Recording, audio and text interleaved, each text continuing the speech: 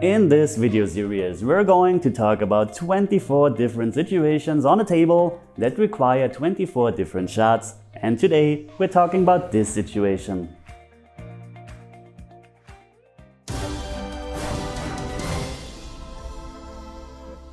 Today we're in a 10-ball situation. Our opponent broke dry and we are left in this situation that we have left on the table with the cue ball here and the 1 ball here. Well, obviously we aren't able to make the 1 ball. Of course, we could try to play that 1 rail shot where we maybe get a shot on the 2 ball, but this is just way too risky. So as you can see, I'm going to show it to you in the GoPro. We are able to actually hit a part of the 1 ball, the left part, and are trying to play safe because cutting the ball is just nearly impossible. So we could play a safe, or we have to play a safe, of course. First, I'm going to show you what you can do when you're cutting the 1 ball here on this left side, which is a bit dangerous. So my second choice is my favorite, but I'm just going to show you what you could do if you're cutting it on the left side and what the danger is. I'm trying to hit it thin, bring the cue ball around here. It's a bit dangerous because there is some traffic, so we maybe hit some other balls. So let's show you how this would look.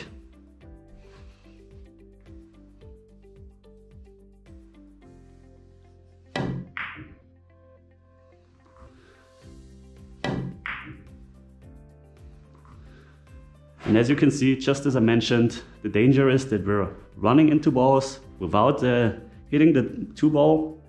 Cue ball would have stayed here and we would have had a save for our opponent. But the huge problem is that the 1 ball, if you're playing this kind of shot, is very likely to somewhere end here in this area in front of the pocket. And you never want to leave the object ball in front of the pocket if you're not sure what's going to happen with the cue ball, of course. So let's play my second choice here, which is a kick and stick shot. This means even though we can see the 1 ball on this side, we're going to pass the 7 ball on this side, hitting the 1 ball from behind, trying to leave the cue ball here and sending the 1 ball up table behind all those balls. And of course, this is 10 ball. That's why we're calling the 1 ball, of course, into this pocket, because the highest chance for the 1 ball is to drop into this pocket. And maybe, just maybe, we see the 2 as well. So let's show you how this kick and stick shot would look.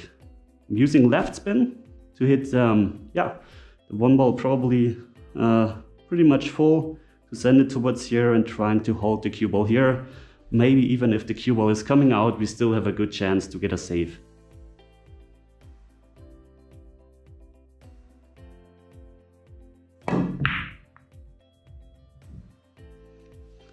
As you can see, this was the perfect shot. We got the 1 ball all the way up table to the short rail. So even though if the cue ball would have been here, our opponent would have had no real shot. But the advantage is that we even got the cue ball safe from this position. So this was the perfect shot here that we could execute. And now let's pretend we are our opponent and trying to, make a contact on this ball here. And as you can see, can only pass 7 ball maximum towards here. So even this rail is off because this would be the natural 1 rail escape. So our opponent has a really tough time even making contact with that ball. Yeah, the C shot, famous FRNC or set shot, is also blocked because of those 2 balls.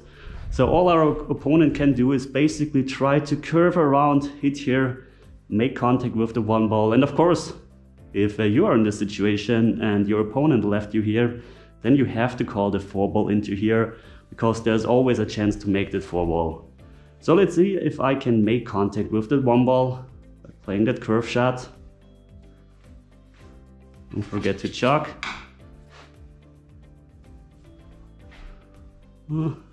It's really difficult. And you see, I misjudged the shot completely, and now we are left with ball in hand. So this was the perfect example for a really good save, where you rewarded yourself with ball in hand. And the main message is, if you see a shot where you can maybe kick from behind and stick, this happens. Let's show you that real quick. Kick and stick shot is possible if the cue or the object ball is not that far away, just like this, or maybe even here. If the object ball is away like this, then a kick and stick doesn't work. But the main message is, if you're in a situation like that and you can see the object ball, maybe even think about hitting from behind and stick the cue ball, leave the cue ball here and send the object ball all the way up table. This is a very good shot that you have to know, and of course that you have to practice.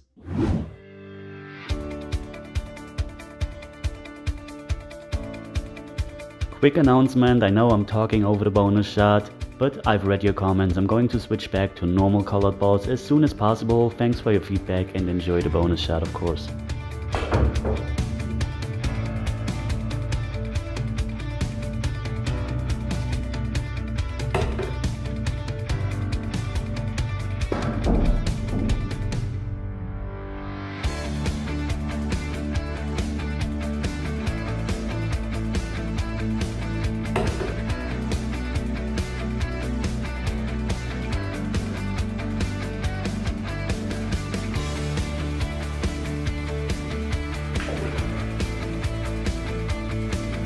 A poor position on a 9, and believe me guys, I was really under pressure because the double Z shot took me quite a while, so a real pressure shot on the 9 ball.